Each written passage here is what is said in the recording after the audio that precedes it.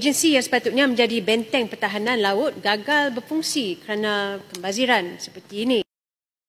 Laporan ini juga mendedahkan kelemahan dalam Agensi Penguatkuasaan Maritim Malaysia. Bayaran sebanyak 32.5 juta ringgit telah dibuat untuk peralatan bot yang tidak dibekalkan atau tidak mengikut spesifikasi. Denda kelewatan tidak dikutip.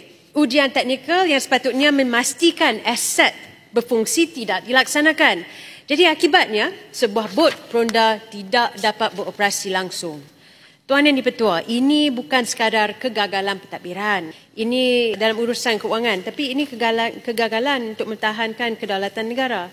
Jadi cuba bayangkan dikala perairan kita terdedah kepada ancaman penyeludupan, pencerobohan dan juga aktiviti haram. Agensi yang sepatutnya menjadi benteng pertahanan laut gagal berfungsi kerana pembaziran seperti ini. Jadi soalan saya, siapakah yang meluluskan pembayaran ini dan mengapakah tidak ada tindakan tata tertib yang diambil terhadap mereka yang gagal menjalankan tanggungjawab ini?